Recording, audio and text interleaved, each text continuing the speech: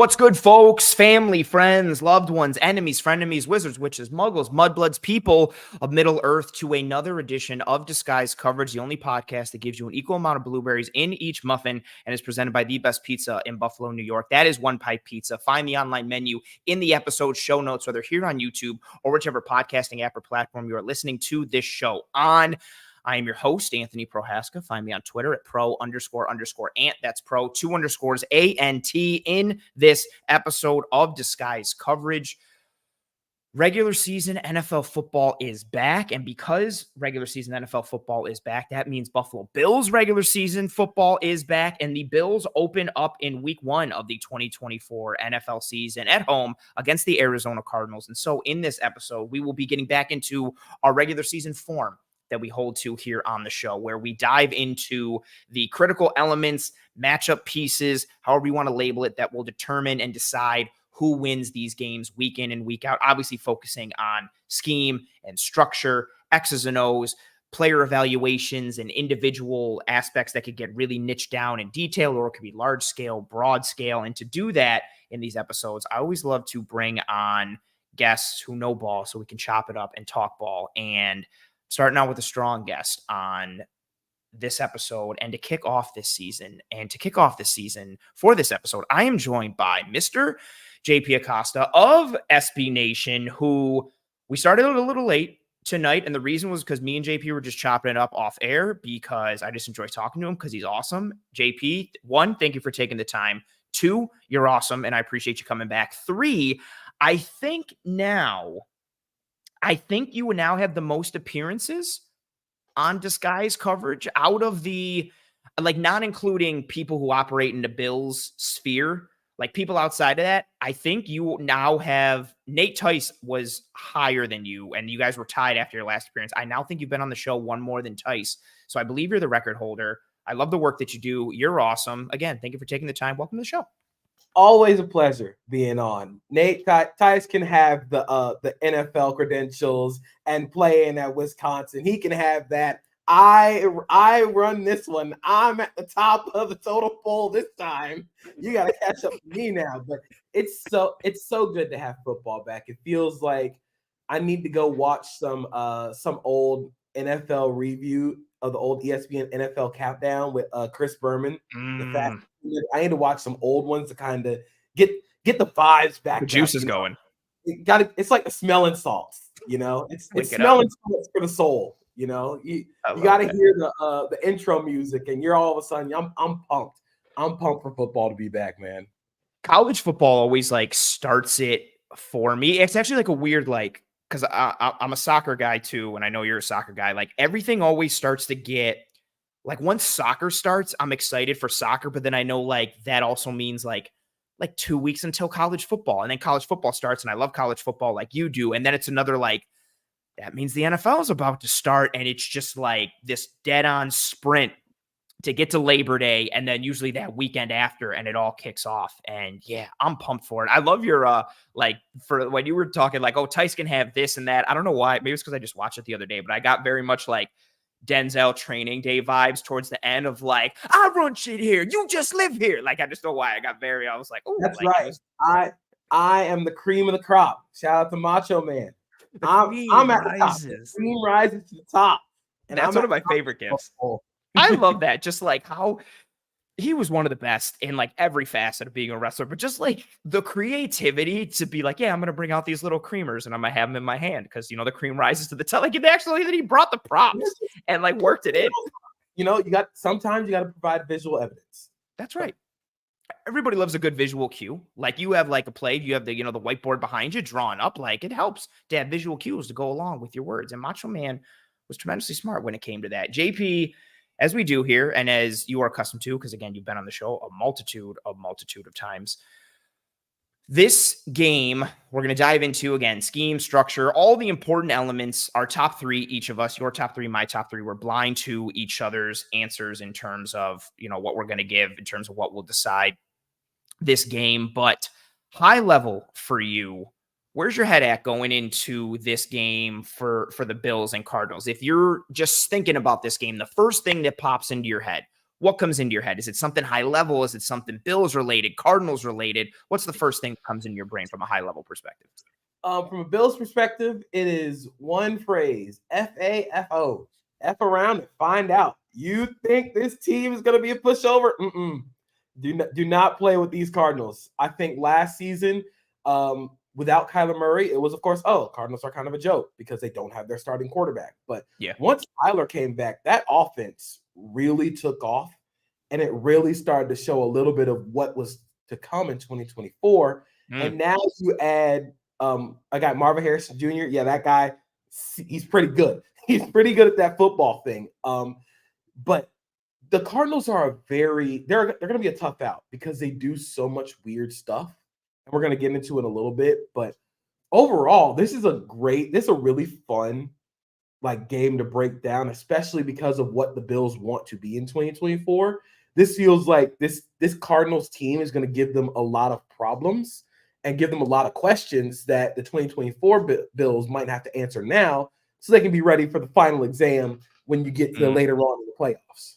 I love that. And actually, we got a super chat. Let me stop here. Just the Tippy Canoe, who I tell you every week, I love the name. It's just it makes me laugh every single time. Thank you very much for being here. Thank you for the super chat. Greatly appreciated. He says, I'm excited to see he's very confident. He says, I'm excited to see our corners shut down the Cardinals wideouts and our linebackers take away McBride and the middle of the field. Seeing Rousseau bust some domes would be nice. Go Bills with 1, 2, 3, 4, 5 exclamation points. I like the confidence. I like where your head is at. I like some of your points. Yeah, I love it. So, and again, thank you very much for being here, as you always are, and for the super chat. It's greatly appreciated. Sincerely, it means a lot. Thank you. I like the confidence there from just the Tippy Canoe, but I do. You and I were talking about it a little bit as we were talking about a whole bunch of other non-football things before we went live. But this Cardinals team they're fun. I dove into them in July, because I saw some stat on that's what it was. I saw some stat on how good, not even stat. I was doing just work on SIS, and James Conner was at the top of every running metric. And I was like, I got to go and see what they were doing. And so I'm watching Cardinals offense stuff. And this is even without Kyler Murray, their run game's got things working. And then I go to the defensive side of the ball, and I know they don't have the studs on defense, although I think people forgot how good Budda Baker is just because the Cardinals have been a wasteland and he's been banged up. But then what they were doing with Jalen Thompson and Garrett Williams and what they had on the back end and showing the 3 high safety looks and almost a three deep, but then a single high shell umbrella. And then they're switching to Tampa 2 invert and robber on the snap, all these creative pieces. I'm really disappointed that BJ Ojolari is hurt this year because I liked him so much coming out of LSU a couple of years ago. But they're doing creative things defensively that are fun from a schematic perspective. They're doing some fun things on offense that we're going to dive into.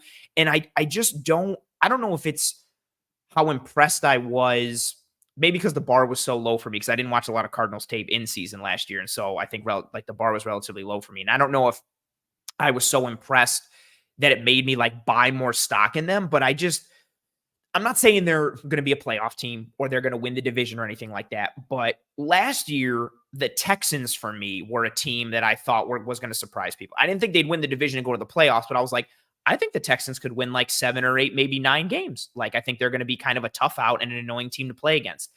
And I get a similar vibe from the Cardinals this year. If you told me the Cardinals won 7 or 8 games, I would buy it and I would believe it. And even when they lose, I just think they're going to be a pain to play against. I really don't think people understand how creative and fun they were schematically on defense. Now they're in year 2 of that. They get to start the year with Budda instead of having to have them start midway through the year like they did last year. They have kind of an identity despite the fact they don't have an overwhelming amount of talent. And then on offense, they really do have a lot of good individual players and to go along with their sense of identity and who they are, which really clicked once Kyler came back last year in week 10, which again, I'm sure we'll talk about at some point. I really feel from a Bills week 1 matchup perspective, people are underestimating the Cardinals, but even nationally a little bit, I feel they're a team that's just going to be more of a pain to play against. They might start out 1-6, but I think each week they'll lose by 4 points. They're just going to be in that game where in the fourth quarter, you're the Cardinals are only down by 3. No matter who they're playing, they just feel that kind of team to me based on who they are and what they are. Yeah, they are going to be the classic. They're going to be a tough out. They're going to play really hard. that was one of the bigger things I found out watching the Cardinals play, both on live tape and watching back. They play hard for Jonathan Gannon. And especially too, considering how like he was such a walking joke for people last year because of how awkward he was coming on. And then, yeah, like watching everybody like they were playing with like Clayton Tune at quarterback last year after they got rid of Dobbs. And like, but everybody was grinding even when Kyler wasn't in there. And like, they gave him everything they had, which was impressive to see considering how he was portrayed when he came in. Yeah, I think Jonathan Gannon quickly turned around his reputation. I think, of course, the videos of him kind of sounding like a new wrestler. You know, you always have the jobber who comes out and like introduces himself before like Psycho Sid, RIP Psycho Sid comes out and powerbombs him. That's so accurate. That was the Jonathan Gannon that we saw, but now you've seen this team grow with him and you've seen them play hard for him. And I think that's the biggest thing that you can tell, like for a first-year head coach, you need proof of concept. You need a foundation. You need to see the vision. You know, I say it all the time with first-year head coaches. Just see the vision in the first year. You don't have to go win a bunch of games, make the playoffs. You just have to show me that you are building a foundation. Something positive is being built here. And I think they did that really well. Yeah, I think it's very well said. Like, you just want proof of life, proof of concept in year one, especially when you're taking over that team and then Kyler is hurt. It's very much just like, all right, what can we kind of get this year? And I think just again, I know the record was bad, but despite that, I think there were some positives and like silver linings within that. And then you get Marvin Harrison, which is just a gem kind of falling into your lap based on how the top of the board was going to go. Like, and I guess wide receivers don't necessarily go one anymore based on like QBs and edges and that, but just like with how the board fell and where they were, him coming to them to pair with Kyler and McBride and what they already had. And then Paris Johnson from last year, who I thought he had a good year as his independent hand usage, because I was watching a lot of stuff from the back end of the year when they were playing like Atlanta and San Francisco. And he's out there like feigning hands and like punching with this and it's getting chopped and he's bringing the inside hand and popping. Like he moves to left tackle now, but which he's, you know, we'll see how that switch works out for him. But yeah, I think it's going to be really like just a fun game. If you're not a Bills fan and if you're not a Cardinals fan, I just think it's going to be fun schematically based on what Arizona was last year and how they're trying to build upon it this year and go forward. But then also the Bills within their revamp, offensively and defensively, from an on-field roster standpoint, also from a coaching standpoint off the field, it's a really interesting clash of this kind of feisty team that's trying to become something in year two and build versus this perennial division winner and Super Bowl contender who's not in a full rebuild, but doesn't necessarily look as strong as they normally do on paper. And they're in this revamp with a lot of potential schematic changes. And these two teams meet in week one. I think it presents a really fun week one matchup schematically. And I think it's getting lost kind of in like the rest of the NFL opening week. Like, I think this is really just a fun game from a football perspective. Yeah, the Cardinals are going to throw so many different things at this version of the Bills that, like I said, they're going to have to answer some questions early that it might not look great at first, but you're going to go back like when we're in like week 12, week 13, and it's like, oh, the Cardinals pose these same problems, and here's how they answered them. So now you're looking at this game in week one. We're like, hey, do not think this team is a pushover. They will beat you. They will come in. They will come in and they will kick your butt. You know. Yeah, and I know some of it too is also like, oh, it's the Cardinals, and also they're a West Coast team coming east, and teams like that don't do well, and so I understand some of the narratives. But yeah, I'm just regardless of covering the Bills, I'm just excited for this game schematically, and I'm excited to get into the conversation with you about it. Real quick, let's pull out this other super chat from Carl, who is pretty much here every single week. Carl, I appreciate the hell out of you. I tell you this every week, even when you're not doing super chats, but thank you for being here. Thank you very much for the super chat. Carl says, the win hinges on how soon will it take for Kyler to sync with Marvin? And on the flip side, how soon will it take for Josh to sync with his new receivers? I like that, especially from like a live bullets perspective, right? Anything you see in training camp and even in the preseason, which we didn't really get Marvin Harrison action in the preseason. We didn't really get any Josh Allen action in the preseason either, based on how the weather went in the Pittsburgh game and then game 3, none of the starters being in there. So yeah, it's just a different atmosphere once you get into week one. And again, there's a lot of new parts on both sides, but especially for this Bill side. I'm not saying that positively or negatively. It just might take a little time for that grouping to gel. And regardless of what happens in week one for any team, who a team is in September is not who they are in November and December. But especially for the Bills, who I do think have to find their footing a little bit in terms of getting the puzzle pieces to fit together and things to gel as they really kind of embrace this revamp and start to go forward. But really nice piece, Carl. Thank you very much. All right. Now, for those who don't know or may just be walking in now, what's going to happen in this episode after we've kind of done this high-level intro piece, JP and I are each going to give our top 3 critical elements that will decide the game between the Bills and the Cardinals. And it could be anything. It could be very large-scale, broad brush. It could be something very granular, something niche, something super detailed. It could be a schematic piece. It could be a position group. It could be a coach. It could be an entire side of the ball. It could be an individual player versus another. Anything and everything is available. I don't know JP's answers. He doesn't know mine. And we're just going to go back and forth and give our thoughts and give our thoughts on each other's thoughts and have a nice back and forth. JP, sorry, I got to stop again. We got another super chat. Lord Corvax, thank you very much for being here. And thank you very much for the super chat. Greatly appreciated. He says, both of your opinions. JP, I'll let you kick it off first because you're the guest. He says, can the Bills pass rush, either organically or via the blitz, get Kyler Murray on the ground? And if this is tied to one of your answers later, feel free to say you'll have this as an answer later.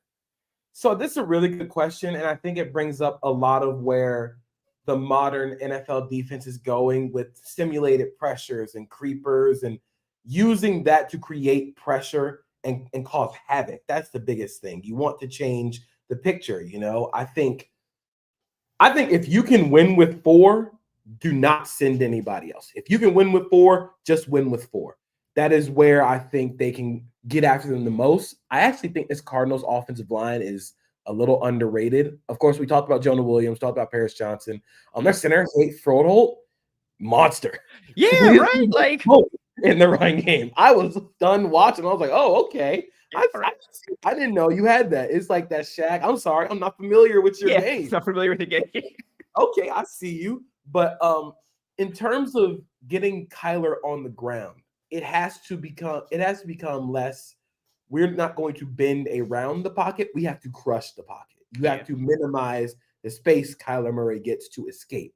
So it might not be a big Rousseau or Epineza game, but both of those guys' pass rush repertoires and athletic talents benefit themselves to this style of game where they might not get a sack, but with their length and power, they can crush the pocket. This is going to be more of an Ed Oliver has to win in between the tackles, and the defensive tackles have to get pressure in Kyler's face because, again, Kyler's a phenomenal athlete. He is one of the most incredible athletes to play quarterback, both in the game right now and that we have ever seen, but he is also 5'10". And the problem with being 5'10" playing quarterback is you got to get the ball around him somehow. So I think it is going to be less blitz and more. We're going to see if we can win with 4. And if not, then I could see, those simulated pressures where you bring a guy, drop a guy, start to come up, because I worry a little bit. And this is going to get into something I'll talk about later. One of my 3 keys. I worry a little bit about the Bills' second level defenders in those isolated situations against Kyler. Like that is one of the bigger question marks that I have. I think that's fair. And I like your answer there. And it also ties into so my first point in answering this question is I think the Bills will be able to get pressure, whether or not literally in this question of can they get Kyler on the ground. Those are just 2 holistically different things. Cause he's for as much as he gets made fun of for how he runs, or I've even said it before too, when every time Kyler takes off, I hear the Stewie Griffin footsteps in my head. I just see him running. I hear but he's hard to get down. He's extremely elusive. He embraces the chaos, knows how to navigate it, and can still make plays with his arm aside from his legs and his feet in that whole instance. And I like the question too, the specifics of can the Bills pass rush either organic or via the blitz, get Kyler on the ground? And I think that's the question to ask. Last year, before Matt Milano went down, this group up front, and Daquan Jones went down in the same game. The Bills had a very good creeper and simulated pressure package, and they're basically the same thing, except the creeper, you're just not showing the pressure pre-snap like you are with the simulated. And they had a really good 5-man pressure package. And then Milano went down, Daquan went down. They changed things a little bit. They didn't lean into it as much. Terrell Bernard's a terrific blitzer. He was a huge benefactor of that early on in those first 5 weeks. And I wonder how much they lean into that, because in his heart of hearts, granted, this is, Bobby Babbich's defense now. He's the DC and he's running things. In Sean McDermott's heart of hearts, he wants to rush 4 and nothing else. And not even just Sean McDermott. That's most coaches, except for like Dick LeBeau, who wants to just run like fire zone blitzes and just confuse the hell out of you and check, or like Rex Ryan too, like some of those guys in that mindset. But most coordinators now, like the defensive philosophy is if you can win with 4 in the pass, you're just sending 4. That means you always have 7 in coverage. That's part of the reason why simulators and creepers are so impactful now, and why guys are leaning into it, because you're still only rushing 4. You still have 7 in coverage. You're just changing who's coming and what body is doing what, but you can also confuse protections and dictate protections based on what you show pre-snap and what you do. I think that they will pressure Kyler Murray. Whether or not they get him to the ground, I think is very dependent upon, JP, what you said. You have to compress the pocket. Kyler will, and this is what makes Kyler so difficult. Like, you could just beat your man so bad on the snap, outside, inside, speed to power, whatever. But if you, like the stereotypical, like if you lose rush lane integrity, like you could win and it's so beautiful. And if he sidesteps you when the front door is available, he's gone. Or you could win. Right. If you're Ed Oliver, you could win up the gut right away. If he sidesteps you and can escape through that A gap or that B gap, he's going to, and he's going to make you pay, like with his arm or with his legs. I think they will get pressure. I think they'll be able to compress the pocket. I think they'll be able to do it with 4. I do think they're going to lean into some of those simulateds and creepers and 5-man stuff on 3rd down. Whether or not they get him to the ground, I think is the question that's up in the air, because there's a big difference between pressuring Kyler versus getting him to the ground. Like, it's just a hard thing because, of his Stewie Griffin feet and his athleticism. And I like your point on the line. Their line isn't like great, but it's not putrid and it's not terrible. So I think that helps a little as well. Yeah, I think the biggest thing, especially with blitzing and sending those pressures, especially from defensive backs and 2nd and 3rd level defenders, is you still have to maintain rush lanes. Just because you're sending a blitz does not mean that you just get to free willy-nilly just go fly past Kyler Murray. Or if you lose that lane, he's going to find it. And once Kyler finds it, again, there are not many athletes on the field that are better than Kyler Murray at what he does. A lot of the short jokes, valid, absolutely valid. I will also make those jokes. That man is tiny, but that tiny man can run fast. Like, that's the biggest thing. That tiny man can run. So it's just about maintaining rush lanes. That's the biggest thing. When you play dual threat quarterbacks, you have to maintain rush lanes. Yes. You have to be disciplined, because it doesn't matter as much with sacks getting him on the ground. You want him to feel the pressure. You want him to feel like, it's the same conversation we had about Josh Allen when they played the Jaguars in London last year. You want him to feel that pressure. You want him to think, I only got this amount of time to throw. Let me throw it early, and there's nothing that's going to happen. Or you want him to think, I got a lot of time based on what the front is showing. Boom. All of a sudden, everybody's coming. Now you got to make a split-second decision, and that leads to bad decisions. So it's less about getting him on the ground and more forcing him to think a lot quicker, speed up the reaction time.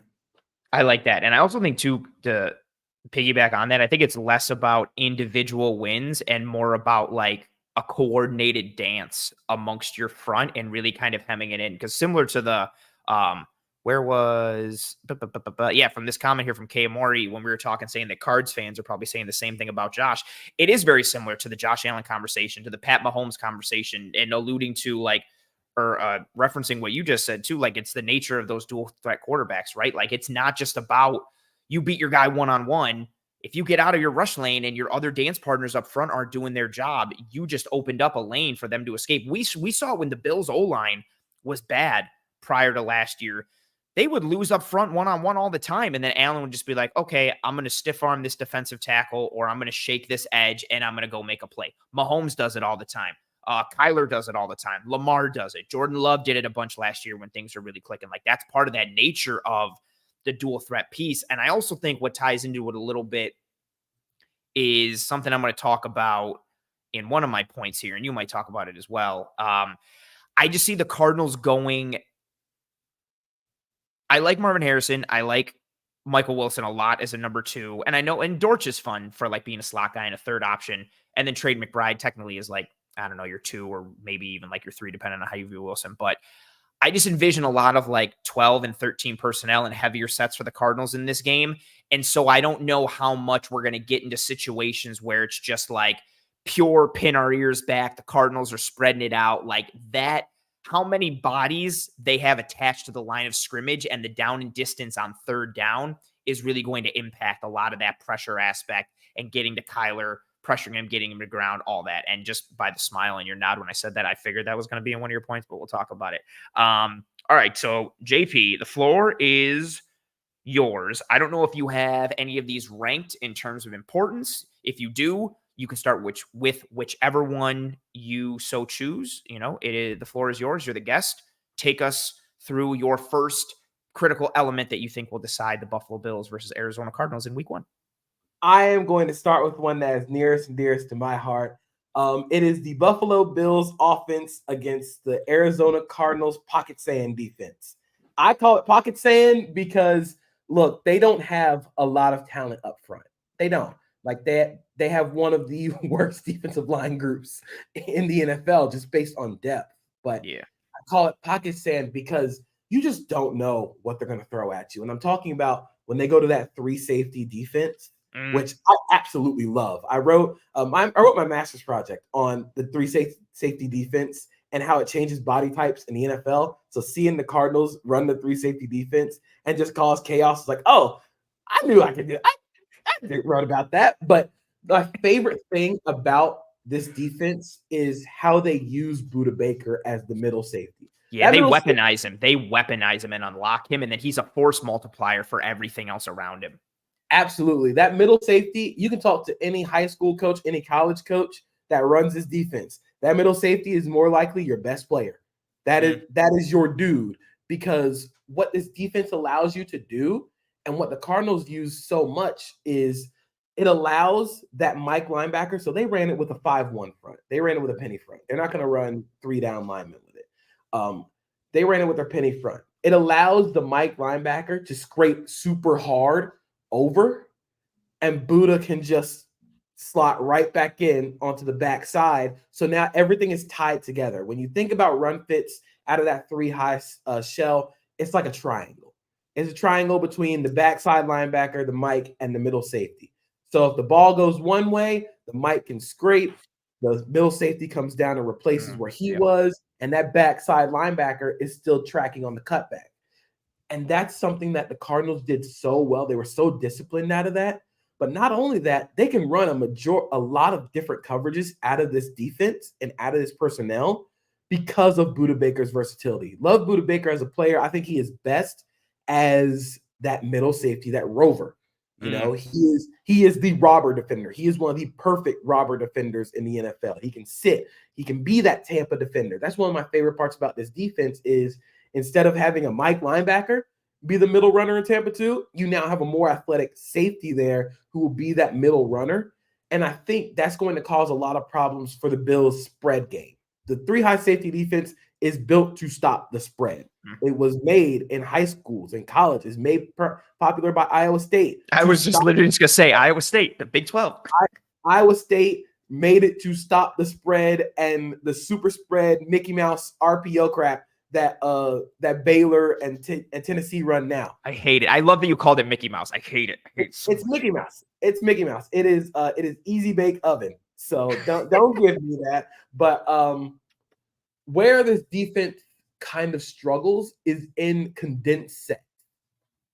That's where I think instead of running a three down front, that's where the Cardinals play a 5-man, so you can get a little bigger up front. But against condensed formations, condensed sets, that is where the 3 high safety defense kind of falters. But that's also where I think the Bills can attack them, especially this version of the Bills. This version of the Bills is probably not going to be the super spread, offense that we've seen in years before from Buffalo. This offense is going to be a bit more compressed. Going to be a little bit condensed sets. They're going to try and hit you in the face in the run game. I think under Ken Dorsey, they were a majority outside zone, inside zone. You know, they would that was their primary diet in the run game. With Joe Brady, it has been duo, it has been counter, it has been power. They are trying to hit you in the face in the run game instead of trying to run around you. And that's why I think they can kind of attack this 3-high safety defense, because as good as Budda Baker is, you don't necessarily want 190-pound Budda Baker coming down to the backside, and a down blocking guard or tackle is the one guy to meet him. You don't want that to happen. You want to get against zone flow where he can kind of fill those backside gaps. And then once he sees a lane open, he can get there faster than your guard or tackle. But in gap, in man schemes, and he is the one guy that you are keyed on, he's going to get hit. So I think if the Bills can kind of condense those sets, condense the formations, and really try and hammer against this Cardinals defensive front that, like I said, they're thin. They are thin up front, depth-wise, and they don't have a lot of people who really – they don't have the top-end talent or depth to really contend up front.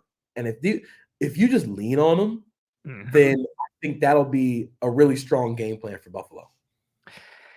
So it's so funny. Like, your first point, I can just naturally piggyback on it with my first point because it ties in so well with what you said. And you and I talked about this when I had you on during the summer, where we talked about how this Bills offense could kind of adapt and evolve and move forward. And we talked a lot about condensed sets and reducing formational width. And it's that literal line has been something I have been echoing almost every single episode, starting with you throughout the entirety of this summer. I talked about it with you. I talked about it with Mina Kimes when I had her on the show. I talked about it a bunch when I was going to training camp and breaking down what they were showing.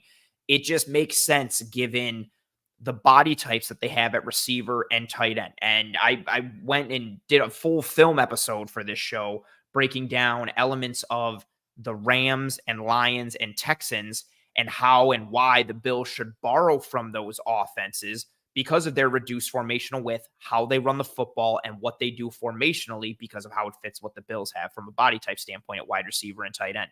And I love that you talked about that run piece. I really do think, so much of the Bills offense this year, the foundation point is the run game. Now, that doesn't mean like the Bills are going to be this 60-40 run team and it's run first. But I think the success of this offense stems from the run game and the body types they have at receiver and at tight end. And especially in this game, to echo your point exactly, I don't even have to regurgitate it too much. Like, what they have up front from a Cardinal standpoint is something you can run right at them. You can create displacement against them. You can get them moving horizontally and or vertically, running downhill, moving them out of the way, mitigating the creativity that they can show on the back end with those 3 safety looks, mitigating those known passing down situations where they can really flip the script on you from a pre to post snap change and lean into, where's Budda Baker going to be? Oh, he's in the center of the field right now, single high, but guess what? He might end up being in the apex and in the slot on the other side of the field come post snap. Like, you have no idea what we're about to spin to or shift to, like not allowing them to take advantage of what Thompson and Baker and really everybody in that secondary can do starts with that run game piece. And so my point kind of ties into all that you mentioned. Specifically for me, I just kind of labeled it like the Bills 11 and 12 personnel groupings, because I see the wide receiver room and tight end room as being similar from a stature and skill set standpoint. But some data in it from last year is pretty interesting. So if you look at the Bills last year when they were in 11 personnel, they were 4th in overall EPA per play, 5th in passing EPA per play, 3rd in EPA per rush. So really nice out of 11. Similar in 12. Out of 12 personnel, they were 8th in EPA per play, 6th in passing EPA per play, but they were 16th in EPA per rush out of 12 personnel. Their EPA per rush out of 11, again, they were 3rd. It was 0.10. Pretty good. Their EPA per rush out of 12, again, where they were 16th, negative 0.14. They were losing expected points every time they ran the ball out of 12 last year. And if you take just running back runs only for the Bills out of 12 last year, It got worse. They were 26th in EPA per rush at negative 0.18. For this Bills offense to succeed really this year, but also I think in this game, their 11 and 12 personnel groups have to win both in the air and on the ground to make the body types that they have at wide receiver and tight end truly put opposing defenses into binds. In order to maximize the mismatch creation potential that they have there, they have to be able to run and pass effectively from both 11 and 12. And again, I don't want to drill down too much on it because you talked about it. I've talked about it so much this offseason. But their wide receiver and tight end rooms are similar to one another in that the predominant factors are combinations of size, frame, and athleticism. You do have some individual traits or play style elements like what Curtis Samuel is, what Khalil Shakir is, even Dalton Kincaid with his route running precision. But the groups can largely be characterized as built around size, frame, and athleticism with the ability to function as both pass catchers and blockers in the run game. And even Curtis Samuel and Khalil Shakir are factors as blockers as well, even though they don't necessarily fit like the size and frame aesthetic of Keon Coleman, Mac Hollins, MBS, Dalton Kincaid, and Dawson Knox. But I think so much of this season depends on that. And that's why I think this opening game is so fun, like we alluded to in the intro, because I think this opening game is a really good test for the Bills' 11 and 12 personnel groupings in terms of what they look like in the run and the pass. What do they look like from a condensed formation and reduced formational width aspect? Because of how it sets the table for the rest of the year, but also because that's the best way to attack this Cardinals defense. Like, I want to see the Bills, I want to see them go with condensed formations and have as many dudes attached to the line as possible. And I want you to run duo as many times as you want and smash the Cardinals in the face. And then if you want to go spread a little bit, or maybe, have somebody in line out of 11 personnel, I want you to lean into your dart concept. I want you to run tackle pull. I want you to run tackle trap and take advantage of the Cardinals trying to get upfield a little bit with the smaller body types that they have on that defensive line. I feel like, again, the run game sets the table for the 2024 Bills offense, but also for this game, because like you said, and some of the points I made as well, I think it just fits with what you want to do against this Cardinals defense. Like, you mitigate their best aspect on the back end schematically by just running the football right down their throat with what you have. And it just fits what the Bills have naturally already. So I went to go look it up on FTN Fantasy, which is great spot for DVOA, but also adjusted line yards, which means how many yards either an offensive line gains or how many yards adjusted for running back yards, how many yards truly the offensive line. The Bills were great at it. The Bills were great at it last year. I don't remember what, but I've talked about it a bunch. Yeah. The Cardinals defense allowed 4.87 adjusted line yards. That's terrible. That is dead last. If you're wondering, in the NFL, that is dead last. That's not great. Not great at all. The biggest thing is, they also allowed the second most second level yards. So it's from the linebackers, that's second level. They're really good at open field tackling, which fits their personnel. They have great safeties, great cornerback play, and they are all feisty as hell. They will come up and hit you in the face. Keitrell Clark, one of my favorite players to watch, because he's going to throw his body everywhere to try and make that play. Jalen Thompson, Luda Baker, they are all very feisty tacklers. But up front, they are not great. They are liable to get hit in the mouth. And so you have to try and lean on them.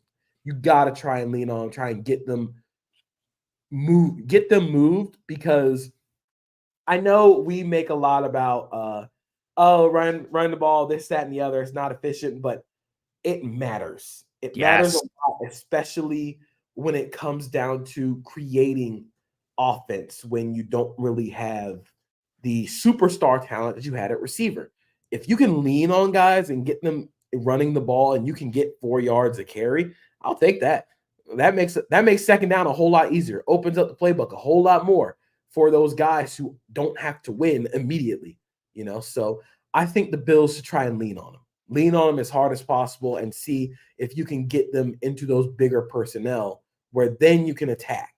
Yes, I love that. And especially with how, I don't want to blanket statement this too much, but pretty much like every single quarterback does better with play action than they do with just straight dropbacks, but especially Josh Allen. Like, Josh Allen is a tremendous play action passer. And I've talked about it all the time. Like, I legitimately think the rhythm, especially of under center play action, gets him set mechanically. Like he gets into a different level of comfortability based on the rhythm he has from snapping the ball, having that fake, faking the run action, turning, setting, hitching up, and then throwing. Like it gets his body position correct. His eyes are in the right place. His timing, everything flows very well for him.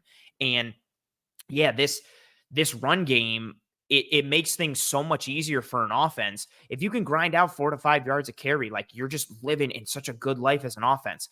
Even more so when you also have Josh Allen as a factor with his legs, even more so when you add in the play action run game. And then also from the perspective of this is where the 11 and 12 starts to come into play. And you and I talked about this when you were on one of the times during the summer. I was going to say the last time, but I don't even think that was the last time because you've been on so much. Like this is then where it starts to get muddy for a defense, right? Like you're sitting there in 11 personnel and you're running it down a defense's throat.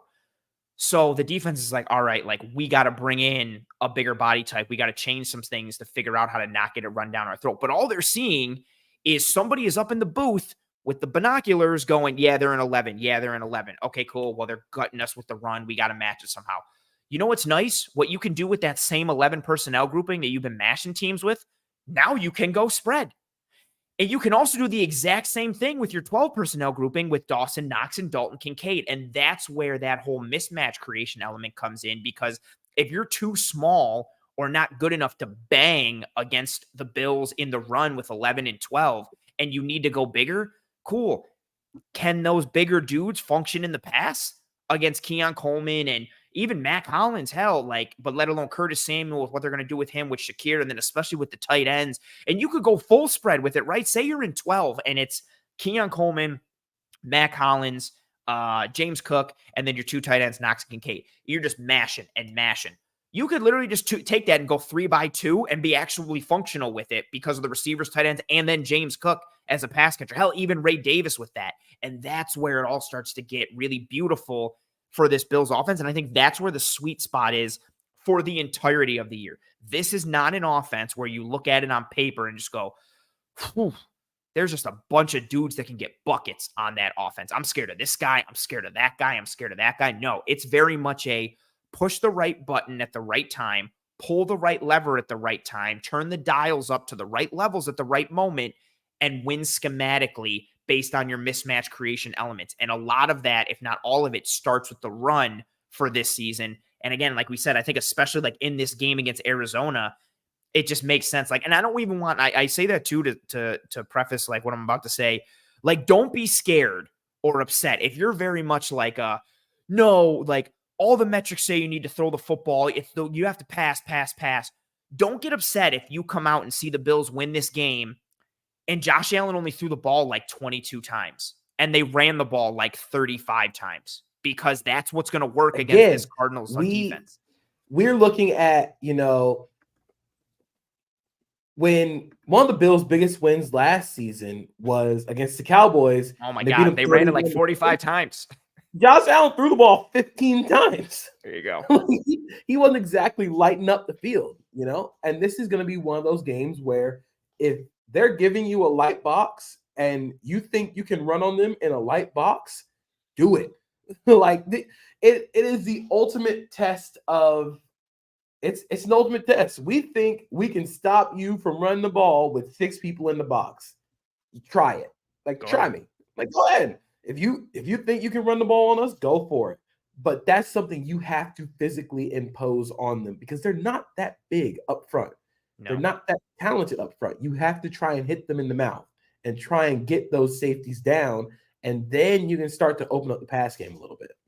I love that. Yeah, like even just like, I don't want to paint it with too broad of a brush, but like as far as like the dudes who really play on the line, and it was so fun last year. I really like Dennis Gardeck and just like how crazy he was off the edge. But like, you know how you can kind of take advantage of Dennis Gardeck?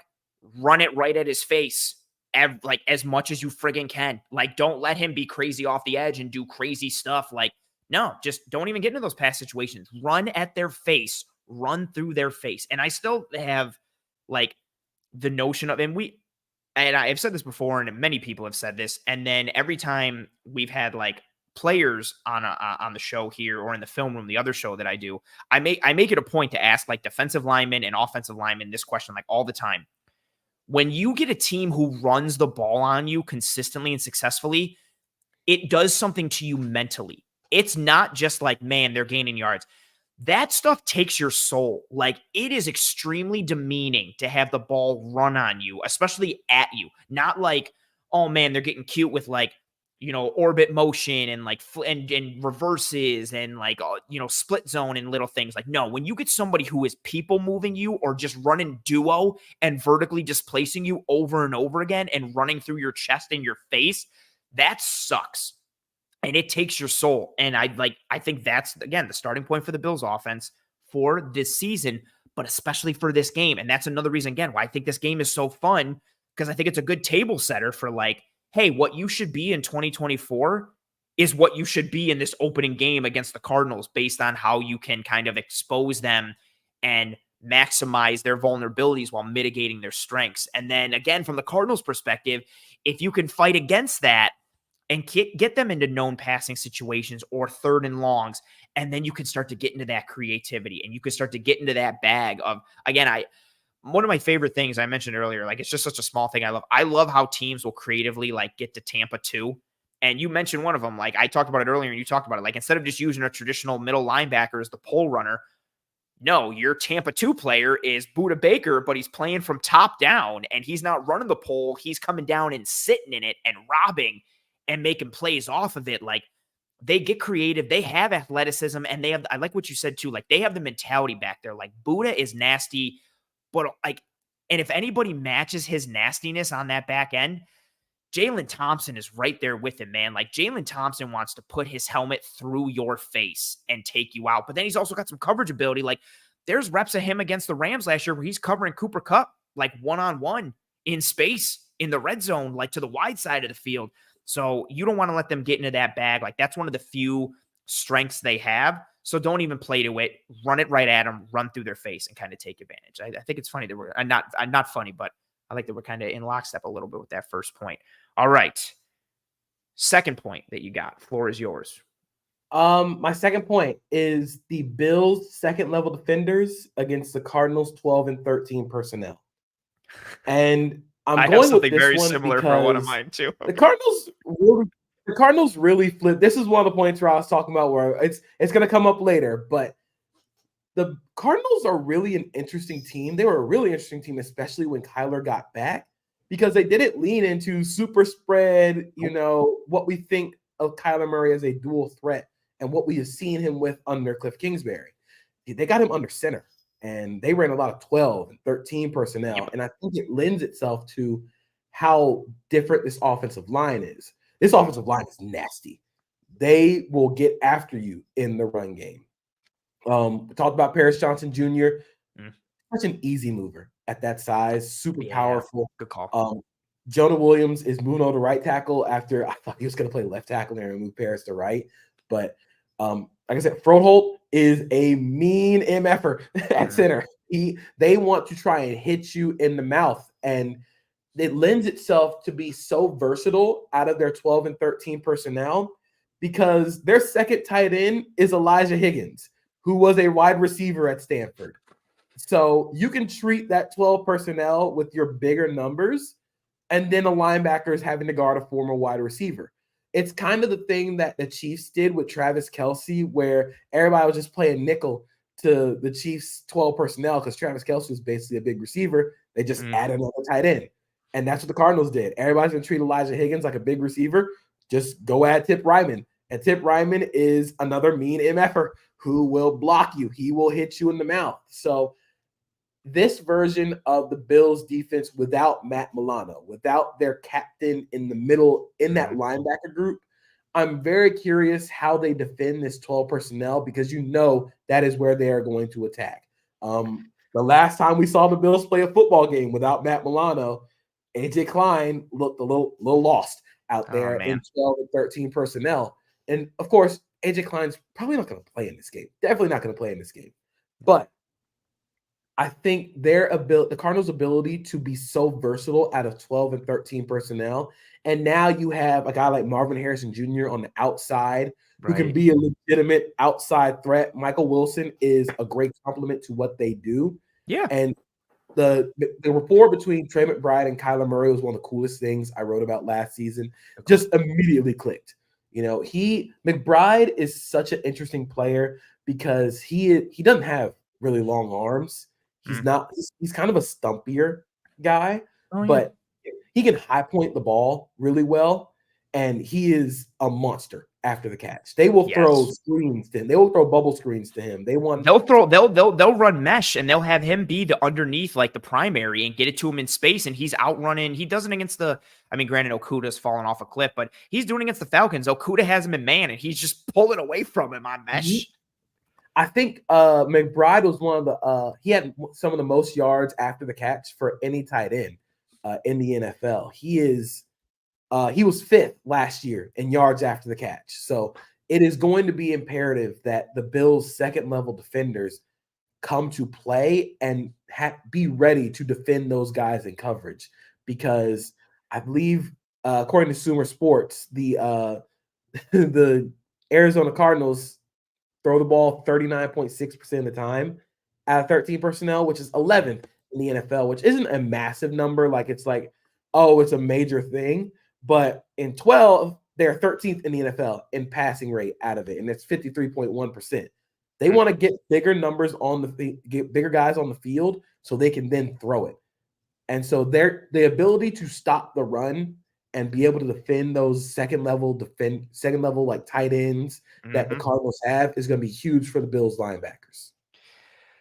It's so funny. So I have it labeled something. So I labeled it as slowing down the Cardinals RPO game and their run game, but I'm in pretty much the exact same wheelhouse as you. So like you mentioned, like their pass game obviously gets a huge boost with Marvin Harrison Jr. And like we talked about, you mentioned as well, like I really like a wide receiver core of Marvin Harrison Jr. as the one. Again, it helps that he's a rookie, we have to see, but it helps when you have like a super true wide receiver one like him. He's not real. It's rare to find a guy that big but that fluid as a mover. Like, it's nuts. It's nuts. He's like a figure skater. We've talked about a lot with I talked about a lot with how wide receivers and edge rushers both kind of move in the same way because they're trying to achieve the same goal of getting past a DB or we've talked about it. Like the wide receiver DB battle is akin to the offensive lineman, like the trench battle, especially on the tackles versus the edges, because it's the exact same principle and concept. A lot of the same hand movements. Devontae Adams also talked about that in the Netflix wide receiver. Him and Crosby, they were talking about it, which was sweet.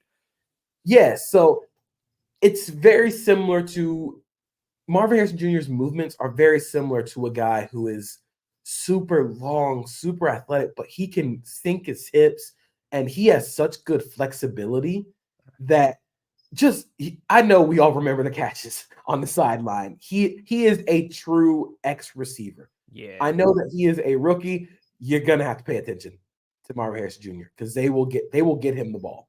And even in the preseason on the 4 plays that he played, he was getting open. It was just not a good quarterback throwing him the ball. But now you're worried about so many more different people. Like you have to have eyes on Marvin Harris Jr. Got to have eyes on Trey McBride. You got too many eyes there. They're going to hit you in the face in the run game. You got to keep an eye on Kyler as a runner. There's so many different things to worry about with this Cardinals offense that if the Bills aren't disciplined, then it could lead to a lot of big plays. That's very fair. And I really like this comment from Larry, who said Marvin Harrison Jr. is if like Russ and Kevin Durant had a baby and that baby played wide receiver. I really like that comment. That's mad funny. Yep. The one that really got me for Harrison was, I think it was their joint practice. No, I don't think it was a joint practice, but it was a clip from camp. And he turns this corner inside out where he ends up, he has like a double move and fakes him at the top of his route, but he goes to the side that he peeks to. And receivers usually, like, if you stack somebody, usually like you're peeking over here so you can plant and then go back this way and lose your man. But he runs his route back to the side that he's peeking to. So he stacks his man and leans and peeks and stabs and then comes back this way and suddenly stabs again and puts his man in a blender and goes to the way he peeked to and he's wide open. Like, his understanding of route running and leverage and deception combined with how fluid of a mover he is. I've said it on Twitter a bunch too. Like, he looks like he moves in slow motion. Like, he looks like if you told me he ran like a 5.40, I'd be like, I believe it. Like, he looks like he runs so slow, but he's just separating from everyone because he's just so smooth and so fluid. Like, the figure skater line is tremendous from you. And yeah, he's such a strong one, again, in theory, because he hasn't played a snap yet, but I really like him as a true one. I really like Trey McBride a ton at tight end. And then that makes Michael Wilson a really fun number 2. He had some nice flashes last year when he was like the only weapon on their offense. It was like him and Rondale Moore. Hollywood Brown is super up and down, even though he was getting some attention.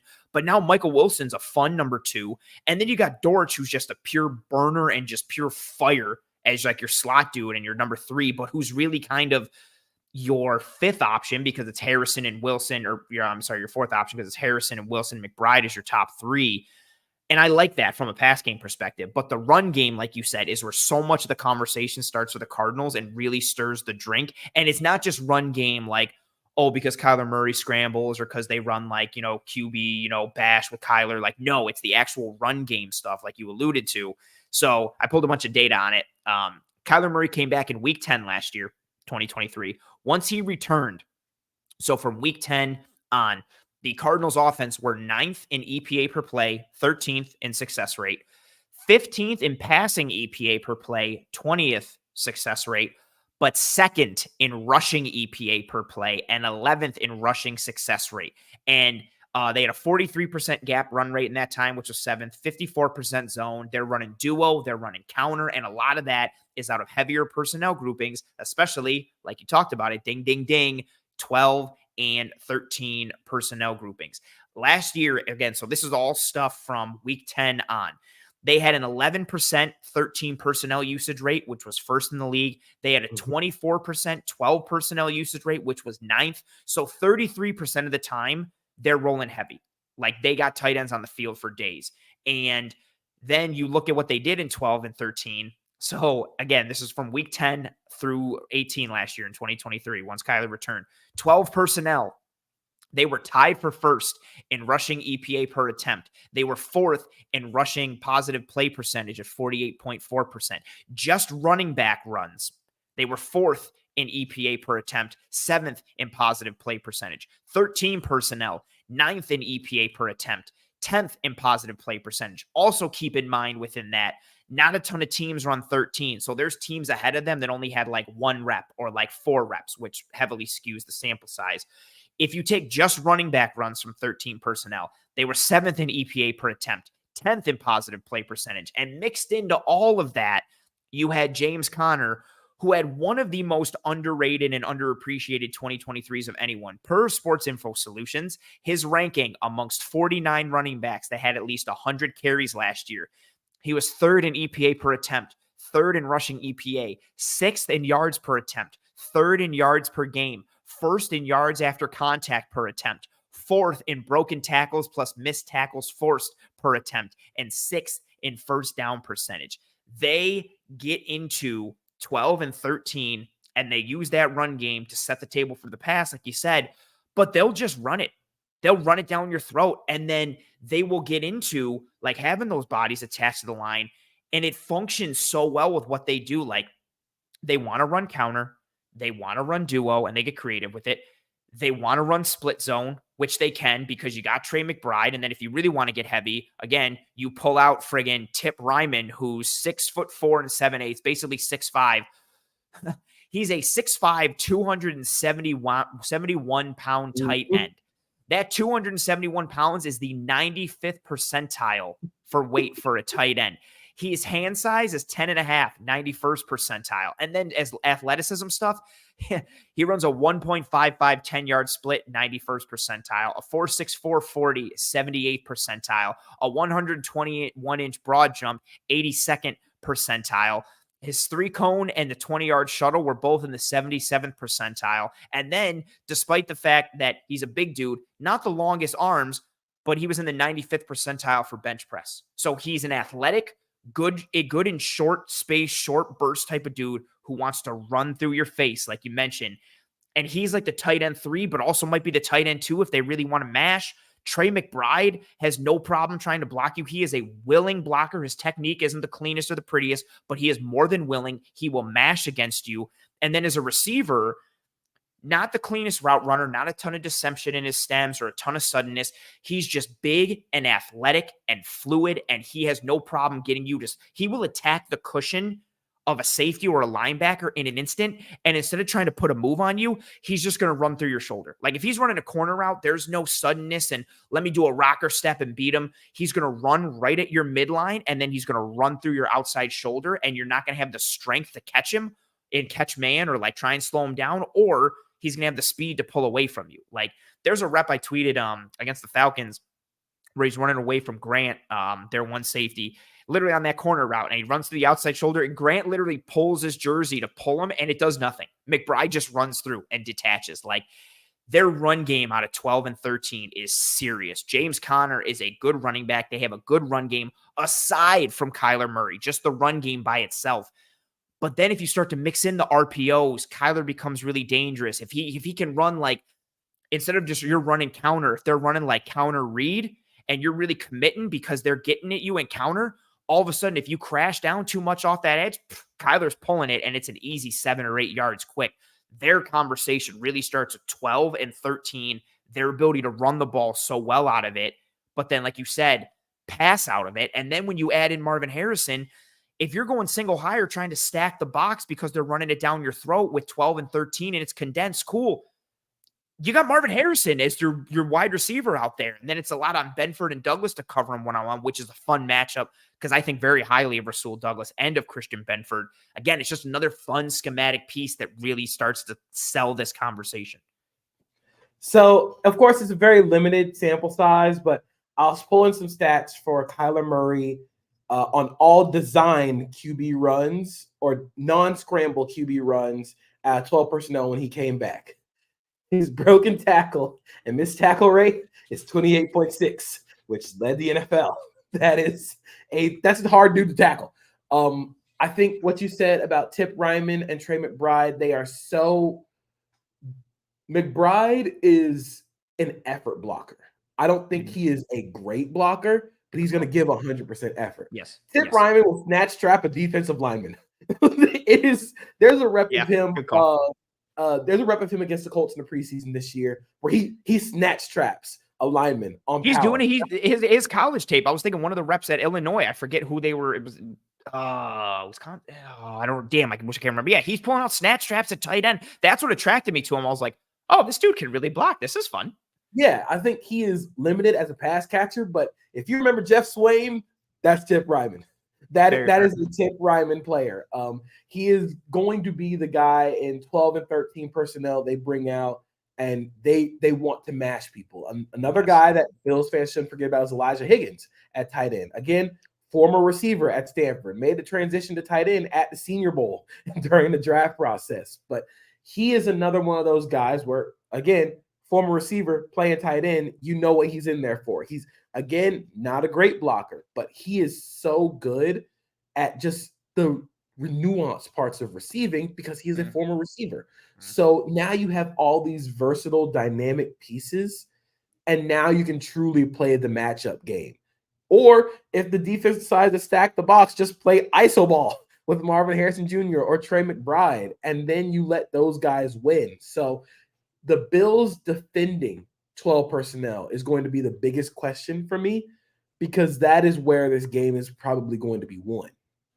I love that point. Yeah. And I went back and forth on like different titles for like labeling it. Cause I was like, I started out again, I just labeled it like, oh, I start with the title first. I was like, okay, slowing down their RPO and run game. And then as I went through, I'm like, it's really just their 12 and 13 personnel. And like, how do you stop 12 and 13? And your point about the second level ties into my last point. So I'm keeping that in the holster until I go for that. But yeah, it's such an important part. And again, it's a really fun piece given what the Bills look like at the second and third level this year and how they fight a team trying to go 12 or 13.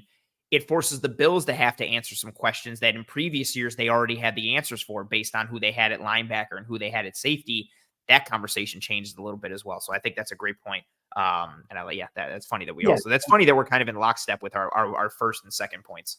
Oh yeah, it's something that I think the Bills, again, with Matt Milano, they had the answers. Now without Matt Milano, I mean, I think Sumer Sports track, great site if you want to get into data. Oh yeah, they're awesome. Yeah. Formation tendencies. The Bills finished last season 26 in EPA per play allowed out on defense against 12 personnel. They were great defending the pass out of 12 personnel. Negative 0.25 EPA per pass defended. That is second in the NFL. EPA per carry, 0.01, which is third worst in the NFL. Like it is, they know what they want to do out of that 12 personnel. And I think a lot of it is because, and this is no fault of his own, but Taron Johnson is the force player. He is the most important player in this because he is the guy that's going to be the backside player. He is the nickel. He is the Buda Baker, but they have Buda Baker walked up, you know? As much as I love how disciplined the Bills defense is, it's kind of that thing where if you motion Taron Johnson out, you got two linebackers in there that aren't exactly Terrell Bernard. We're still wondering about if these guys are going to be able to play consistently. You motion Taron Johnson back in. Love Taron Johnson. He's 190 pounds. He can't consistently take those hits, but I say that, and Taron Johnson is still one of my favorite players to watch on the Bills. So defending the run out of 12 personnel is going to be really interesting for me to watch Buffalo's defense. And I think with as much 13 personnel as they I don't think they see a lot of it. They didn't see a lot of it last year, but not a lot of teams run it. Like not a ton of teams are being like, 13 personnel is one of our things. Yeah, we're not throwing this back to 2006, but out of 13 personnel, the Bills finished 23rd in EPA per play overall. Again, allowed negative 0.29 EPA per pass, which is great, phenomenal, and 0.18 EPA per run. So you're seeing the breakup. You're seeing the split for the Bills defense. They are great against the pass in those situations, but it is against the run where it's like, okay, now we're starting to get a little more question marks. And again, is not having Matt Milano going to be a big problem as it was last year? See, yeah, man. So all right. So I know you have your third point. I'm going to go with my third point first because it literally ties into that so well. So my third point, I just labeled it Dorian Williams because that's the linebacker that's stepping in for Matt Milano, but it ties into just the second level play in general. So Dorian Williams, athleticism, long arms, physically looks the part of a starting linebacker in the NFL. He moves very well. Like you look at him, you're like, oh, that dude belongs in the NFL. But from a coverage and processing standpoint, he still isn't there yet. Or at the very least, he hasn't been there yet as of his performance last year or even in the preseason this year. Like just coming, and I always say, just in case there's a new person watching, they're like, what do you mean he's not there? Tulane is the college he went to. They basically play Madden coverages. It's a spot drop defense. It's just like, hey, you're supposed to go to this zone. So on the snap, go to that space, turn back around, look to see if anybody's there, and there's your guy. Like, it's not a very pro-ready scheme or system. There's not a lot of match coverage. It's just very spot drop, Madden-based type of zone stuff. And even some of that this preseason, like the depth that he was getting to, or, if he's the flat defender in cover 3, and it's like 3rd and 12 or 13. It's in that game against the Bears. It is that game. And he's the flat defender, but it's like 3rd and 13, 3rd and 14. Instead of sinking and staying under DJ Moore there on the hook, technically because he has the flat, he sees the running back leaking out of the backfield and he bites to go onto the running back. And then Caleb Williams hits DJ Moore because there's nobody in that spot anymore. And it's just like, you don't need to come flying up. That's a no cover zone, my man. Leave the running back. If he catches it, we rally and tackle, and it ends up being 4th and 4, and they punt the ball. So he's still learning from a coverage standpoint, and even from a processing standpoint. You can game him up with window dressing and eye candy, get him flowing the wrong way, or get him distracted and get him to bite where he shouldn't be biting. And to kind of continue the conversation, if I'm the Cardinals, and I know how much success I had last year in 12 and 13, And I know the Bills defense is missing arguably their best player who plays linebacker. I am living in 2 or more tight end sets for a significant portion of the game. I am going to force Dorian Williams to have to account for the run and the pass. I'm going to run concepts that already worked for us, like counter and split zone and duo, but that also try and manipulate him in the run. I'm also going to tie in RPOs. I'm going to put in play action. I'm going to run duo and see how gap sound he is. I'm going to do everything I can to mislead him, to get him thinking and trying to process and taking the bait. And it also ties into some of the questions I have as far as like what resources do they have to allocate to cover Trey McBride? Because on paper, I like him versus anyone they have at safety from a size and athleticism standpoint. I'm okay with Mike Edwards against him. Even if Cole Bishop plays, we literally have no idea what Cole Bishop's going to look like in the NFL because it's his first NFL game experience. He's been hurt all preseason, hasn't played it down.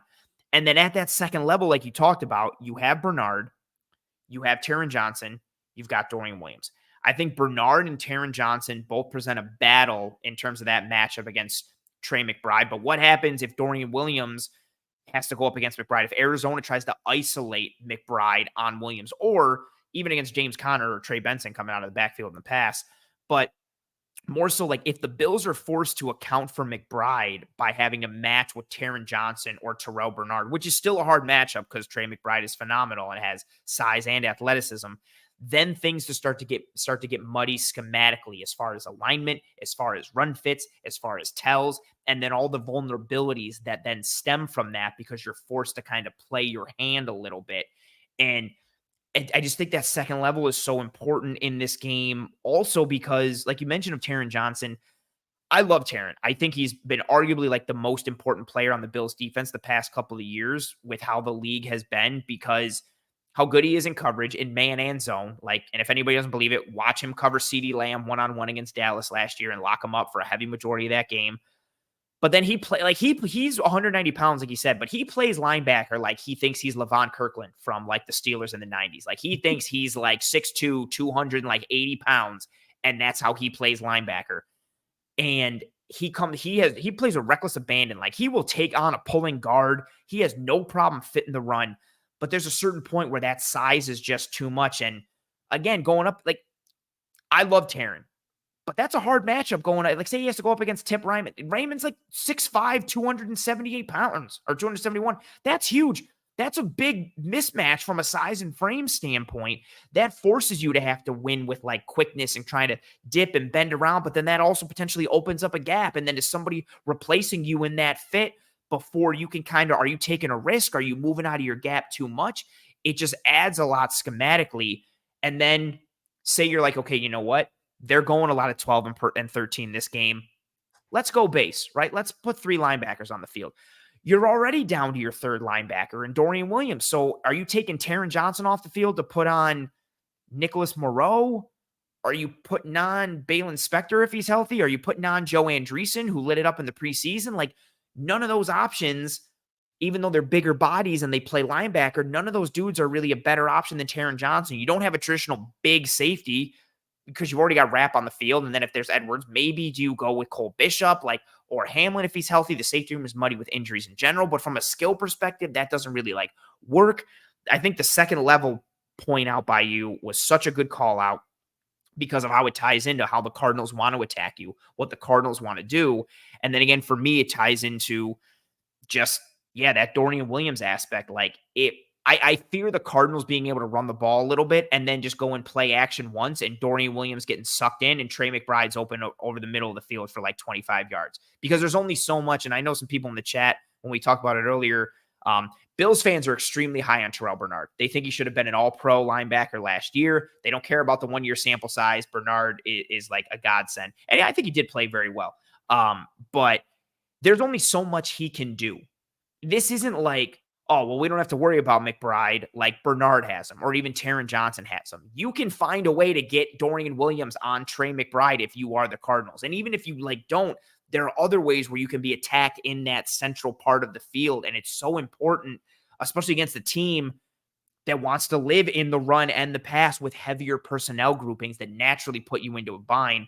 So that's why I wanted to lead off with my third point, because it just ties right in. I'm just focused on Dorian Williams and how much of a factor is he positively or negatively in this game, because he plays up to snuff and mitigates Milano's absence, or because he continues to be a vulnerability as far as processing, eye manipulation, and then even some of his run fit stuff. Because even too, right, like if he is that will linebacker, you're still important on duo. I know duo was reading that front side middle linebacker. Your fit still has to be key off the back end, because if there's too much displacement, running backs will cut it back through that B gap that you are not in, or through that backside if you don't fit properly. So I just think a lot of it's going to come down to that point. So yeah, it's kind of why I wanted to tie it in. I wonder how Bobby Babich is going to insulate Dorian Williams throughout this game, how he's going to add layers to that defense in order to kind of protect him, not only from missteps in coverage, but missteps in fitting the run. You know, we talked about it with the Cardinals' 3 safety defense. They're able to insulate a guy like Kazir White, who is a bit more of a run and chase guy than a true Mike. You're able to insulate him by having Budda Baker on the backside. If he overruns it, he's right there waiting for the ball. If Kaiser is wrong, Budda makes him right, and it just fits him in place.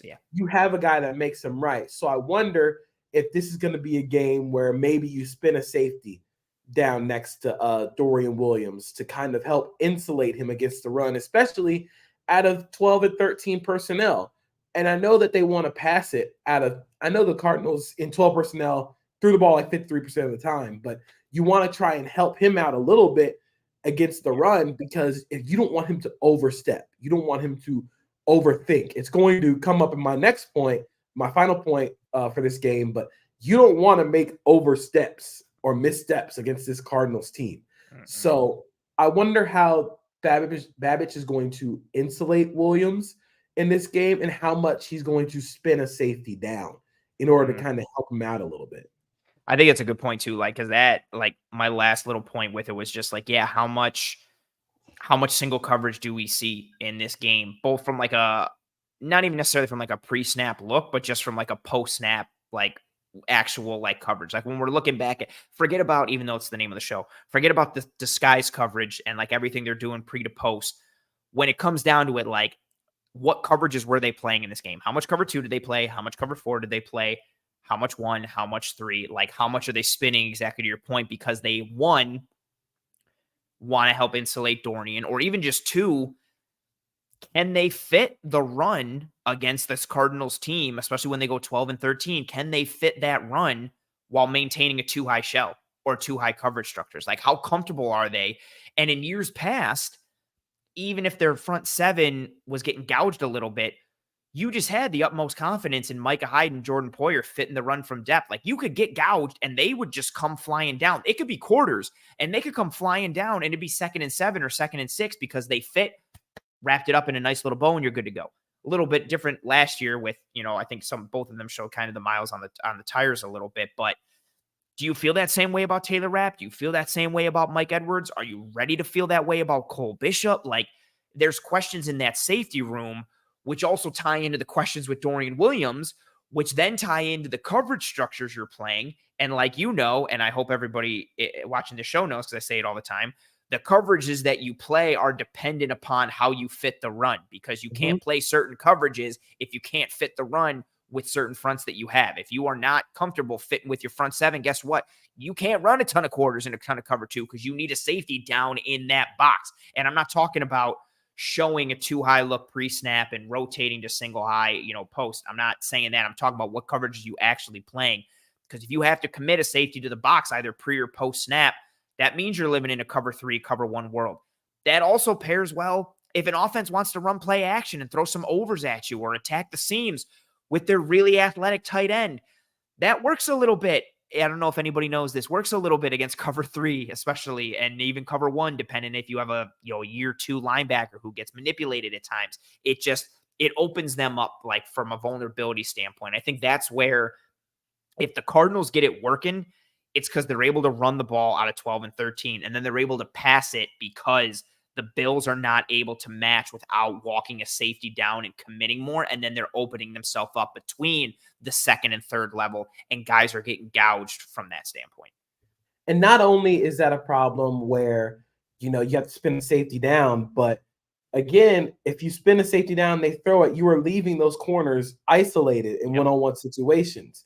Again, I understand that he is a rookie and has not played a single meaningful down of NFL football, but I do not want to leave Marvin Harrison Jr. in isolated situations. Yeah, and I think Douglas and Benford are a very underrated corner tandem in the NFL, mainly because of Benford. I don't think a lot of people nationally like appreciate how good he is or what he can do.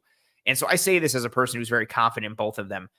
Yeah, I know he's a rookie. That's a big test. Like, I don't know if I want to one-on-one cover him with like anybody. Like, it's just, or let alone, I should say, consistently. Like, I don't want to be in a world where I'm consistently running single coverage to that side. And even if it is zone, if somebody wants to say like, yeah, but you can run zone or you can run man. Still, if you're in cover 3, you're in the deep third. And if he's that single receiver to that side, it's essentially like isolated coverage. Like, you're by yourself on an island. It might be a different technique or, how you're bailing or what you're doing from a foot and eye and shoulder standpoint, but it's essentially an isolated situation. And yeah, it starts to open up so many questions based on how the Cardinals operate and how the Bills defense is built. The questions that the Bills defense has, the Cardinals offense has the capability to really the questions that the Bills have, the questions that the Bills defense has to answer. The Cardinals really, how they're built, their offense has the capability to just really kick that door down and make them have to answer it like right away. Like, hey, are you confident in your 2 new safeties? Hey, are you confident in the guy that's replacing Dorian Williams? Hey, do you guys have answers for when teams want to go heavier against you like the Chiefs did at times, the past couple of years? Okay, you have those answers? Cool, because we're going to make you have to have those answers right away out of the gate in week 1 because that's how we play football. And it's just, again, that's from a fan perspective, it might be like, oh no, but from a schematic conversation, it's like, man, this is really fun. Like, it's just a good matchup. Yeah. I like that a lot. All right. Your third point, if you have something else you want to add onto that. No, so this is my third point, and I'm going to sound like a boomer, and this is my most old man take. It is one word: tackling. Tackling is a lost art form in football because everybody wants to go for a big hit. Everybody wants to go for the highlight reel. Everybody wants to make the TikTok. And all of a sudden, you get thrown off and you end up on somebody else. Especially because you said, like, I know how you meant it, but especially because you said the TikTok. It was such a good boomer piece. Like, everybody wants to be on the Instagram and the TikTok. Everybody wants to be on TikTok. Everybody wants to be on the little reels that get posted on Twitter and get thousands of views. You end up not wrapping up and bringing your feet. You're going to end up on somebody else's highlight reel. You will end up on their tape. The reason I bring this up is because the Cardinals are an incredibly difficult team to tackle. You brought up James Conner. Among all running backs with at least 50 carries last season, James Conner was tied for first in yards after contact per attempt. He was fifth in the NFL in broken tackle / missed tackle rate. You better bring your hard hat trying to tackle him. And then behind him is Trey Benson, who at Florida State would run through so many arm tackles. And it's, again, why the second level is so important. And these young guys, again, you're gonna have to tackle. You're going to have to get hit. You're going to have to make those plays against these dudes in space. We talked about Trey McBride, 5th in yards after the catch total in the NFL. We talked about Kyler Murray and his ability to make guys miss. He is not the biggest guy, but he is fast and he is quick. He is going to make guys miss. Tackling is going to be such an important part of this game, not only for the Bills' defense, for the Bills' offense. Like I said earlier when talking about the Cardinals' defense, they allow the second most yards at the second level of any team in the NFL last year. If you can make them miss tackles in the second level, of course you have to get past the safety group, which is their best position group. But tackling is going to be the biggest issue, especially it is the first game of the season. Like Jason said, it is the first game of the season, first 2 weeks. You're getting back into football. It is a lot different tackling somebody with a different helmet on. You're not wearing the same helmet, same jersey. Especially with how training camp practices are different now, and you don't have as many padded practices, and there's not a lot of contact, let alone live hitting and live tackling. Again, I'm going to sound like a boomer, but it's back in my day, we had 2-a-days and everybody hit everybody and you knew how to tackle. No, it's not like that anymore. Tackling is going to be the biggest aspect for the Bills outside of the true schematics of the game, because if you cannot tackle these guys, they will turn a 3-yard gain into a 10-yard play. Like you better bring everything with you when you try and tackle James Conner, because he will run you over. He takes pride. Like, that's like a prideful thing for him. Like, he wants to go through you. And you know what's a cool thing too, when like watching some of the Cardinals tape, like there's one that sticks in my head. Like, I think it's like a 4th and 2, and he gets it, but Jesse Bates like pops him, and Connor gets like 3 or 4 yards, but Bates like pops him and drops him. And Connor just gives him a nice pat, like, yo, man, like, good hit. And then like 2 plays later, Connor runs through. He's I think it's a mid-zone run. Or no, it's just inside zone read option, but he cuts it back. And so the defensive end stayed with Kyler, so Kyler handed it off to Connor. Connor cuts it back to that side. So the defensive end chases him, and Connor like stiff arms him to the ground. And granted, the Falcons aren't the best defense from an individual talent standpoint, but he stiff arms the defensive end to the ground, runs through the linebacker, runs through the slot corner, and then Bates comes down, and Jesse Bates is phenomenal. Bates gets like on his back, and Connor carries him for a couple more yards, and then 2 dudes have to come and hit Connor and put him to the ground. Like, and you know, you talked about the stats. I talked about him as well. Like, we both recited basically like the same thing. Like, he made more plays as a receiver last year than I was ready to kind of receive or understand. But a lot of James Conner succeeding is what James Conner has been at Pitt and with the Steelers. Like, he's a tough, especially when he's healthy, he's a tough dude to bring down. And he might not always be healthy in week 10 or 11 or 12, but he's healthy right now in week 1, and he's fresh right now in week 1. And the Bills have been a team, you know, this comment from RJ is saying, quote, Cardinals are difficult to tackle. Oh my God, we're losing this game. Like, a common theme for the Bills the past couple of years. Last year alone, they had the 10th highest rate in terms of broken tackle and missed tackle versus the run. That doesn't even account like for the missed tackles they have when guys get the ball as like a pass catcher. The Bills haven't been like a tremendous tackling team. They're a very aggressive team, even just from the front. One gap penetrating front. They fly around. They get a lot of hats to the football. They swarm. But from an efficiency standpoint, they're not a tremendous tackling team. And JP, to your point, like that, I think that's symptomatic of the league in general now. Like, tackling is kind of a lost art form in the NFL for a multitude of reasons. But the Bills especially, kind of are a microcosm of that. Like, they're not a good tackling team. And like, James Conner is a tough dude to tackle. Trey McBride is a tough dude to tackle once he gets the ball in his hands. Like, even Michael Wilson doesn't go down easy. Michael Wilson will break tackles or shake you. Greg Dortch is fast as hell. Like, you talked about Kyler Murray, like Trey Benson, you mentioned as well. Like, if anybody hasn't watched Trey Benson, just go watch his, I hate saying this because I think highlights are a lie, but a lot of his highlights are not just like, wow, look how fast he is. Trey Benson is running through dudes and then like kicking it into high gear and pulling off like a 60-yard run. So they've got, you don't run 12 and 13 personnel if you're not comfortable with your running backs mashing and getting through dudes' faces, chests, shoulders, falling forward, getting yards after contact. And so, it's very much like, not only do you have to worry about the schematic element of, okay, how are our fits? Okay, how vulnerable are we against the pass out of this? Okay, let's keep an eye out for the play action. All the schematic elements there. But then also just from an individual standpoint, when you get to James Conner, you have to tackle James Conner. You have to tackle Trey Benson. You have to tackle Kyler Murray. And it's all different, right? Like, Benson has speed, but also physicality. Conner is more just physicality. Kyler doesn't have physicality, but he's such a jitterbug in space. So it's all different levels of how they can present missed and broken tackles. And you have to account for all of it at the tackle point and or in space. Like, it's a challenge. And again, it's fun from a schematic conversation. It reminds me of a story. I don't remember who did the story. Back when Lamar was first like tearing up the NFL. You can try and mimic Lamar in practice with a wide receiver or a running back, however often you want.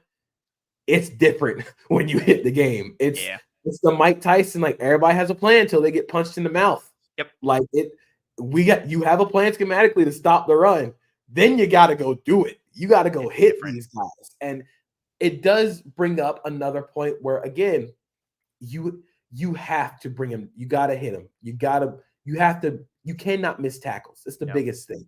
And if because you are, like, you got to swarm. You got to bring 2 or 3 hats to the ball every time, because if you miss one, and you don't have bodies coming with you, then it's going to expedite that, or expand that kind of negative yeah, even more for you. it's such an interesting thing because I think Kyler and the Cardinals have of course, developed this mantra of being more of a finesse team. Yeah, but And no, no, they are mean. they're They smash want, mouth, man. they are Yeah. smash mouth. They want to be more physical than you. And then they have their thunder in James Conner and Trey Benson, and Kyler is the lightning. Oh, Like nice. it's very much like the Thunder Lightning running back duo. They have thunder in Benson Both and Conner. backs. Like they both their running backs are thunder. You got to worry about getting hit every single time with James Conner lowering his shoulder, and then Kyler's going to pull it, and now you have to tackle Kyler Murray in space. So, as much as I say like the schematics are going to be so important in this game, you have to tackle. And tackling is such a big thing, especially early in the season. Of course, it gets ironed out as you get more reps, but you have to be able to tackle. And it goes the same way for the Bills offense. You got to make people miss. And it is going to be huge for this specific version of the Bills offense to make people miss after the catch, because you are not getting the downfield passing as much. You have to be able to turn those 3-yard catches into 6-yard gains. It's the biggest reason why it's one of the biggest reasons why the Niners offense works so well, is because they have like 7 different dudes who can turn negative gains into 8-yard carries or 8-yard catches. They got like 12 of them dudes sitting over there. And the Bills offense is trending towards that. I mean, you go get Curtis Samuel because he can do that. You get Keon Coleman because Keon Coleman is great after the catch and at the catch point. I think Dalton Kincaid is a little he's slippery after the catch. Like he didn't test at the combine, so we don't really know his true numbers, but he is the he is the traditional, his 40 time is always faster than you. Like that's all that matters. He doesn't have to be fast, like he doesn't have to be track fast, but all he has to be in that moment is faster than you. And of course, trying to tackle Josh Allen is a problem. I mean, we've known that for the longest time. It's like trying to tackle a bull moose, you know? It's tackling and forcing people to miss tackles for this Bills offense is going to be huge, because that is their efficiency on offense. The run game is their efficiency on offense. The quick passing, the underneath passing is their efficiency. You'll get the occasional Josh Allen rainbow down the field, but this team is going to be built on making guys miss and being able to out physical and out muscle teams. So tackling and forcing missed tackles is going to be a big barometer this year for what the Bills want to be. And I'm getting excited thinking about this game because, like you said, it is such a good introduction into what the 2024 Bills are going to be, especially on the offensive side of the ball. Super well said. Yeah, I completely agree. And especially too in like week 1, right? Like you said it, a couple of comments in the chat said it, right? Like, it's the first game, you're rusty, you're not in like the best like technique and everything, but also like you might not be, not even might, you're probably not in game shape as well. So what is it like late in the third quarter or in the fourth quarter when you're starting to get tired? It's that much harder to tackle Kyler Murray in space or Josh Allen at any point. It's that much harder to bring down James Conner or Trey Benson or Trey McBride or James Cook or Ray Davis or Keon Coleman or Kincaid. Like, how do we start to see that for both defenses and both offenses? How do we see that play out early? But then also, what do we see the ramifications of that late? That also ties into the run game as well, because when you've been getting leaned on in the run game for 2.5 or 3 quarters, and it's week 1, you're already going to start to get tired in the fourth quarter just because it's week 1. You're not in game shape yet. But if you're getting run on as well, that happens even more so. And with both offenses, if you're trying to chase Kyler Murray and Josh Allen around, you're getting even more tired because you're trying to do more. Like it's so funny how each of these teams kind of mirror each other offensively with how they want to set their foundation and then what the plan is to build upon, going forward, and how they put the rest of the house together. And just that that I like you. That was very well said by you. Like the physical element for this Bills offense this year, because I think a lot of people think of physical like, oh, like you get a big running back and you want to like run it down someone's throat. Like it's not just run game elements; it's physical from like your yards after catch standpoint, and a lot of the yards after catch that they're going to have that includes the physical element. Like that's where that comes from. And physical just doesn't mean running through somebody. It's the physical ability to generate yards after a catch. Maybe you shake a dude or run through an arm tackle. Maybe there's a more traditional like contact physical element to it, but it's a physical element nonetheless. And yeah, it's going to be so important for this team because like you said, this Bills defense isn't, or Bills offense, I should say, isn't built for like, yeah, Josh Allen's going to average depth of target's going to be like 14 yards this year, and they're going to be slinging it. This is going to be like an Al Davis Raiders offense where they're just chucking it downfield as much as they can. No, like they're going to work a lot of quick game.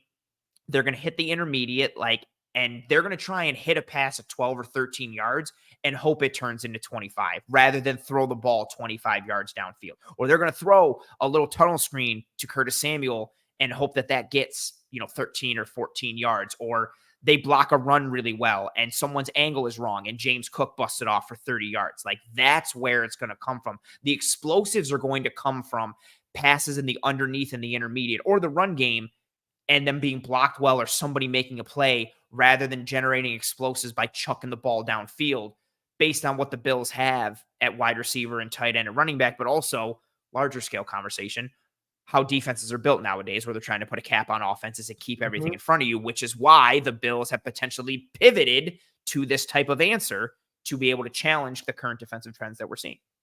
Exactly. And as much as teams want to play too high shells, keep a cap on everything, eventually you're going to have to want to move a safety down if you keep giving up 5 yards a carry. That's right. That's how Brandon Staley just got fired. He didn't want to move a safety down, and he ended up giving up the most yards per carry in the league. So you have to be able to get teams out of those shells in a lot of different ways. And I think the Bills want to do that through after the catch, after contact.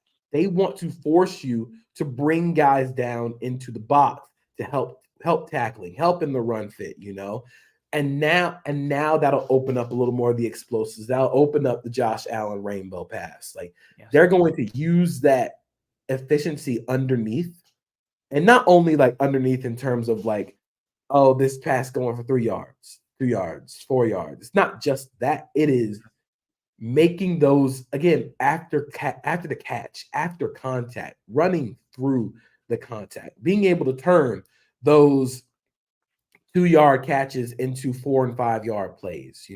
Again, we look at teams who are so good at this and who have adjusted well to this too high world we're living in the NFL.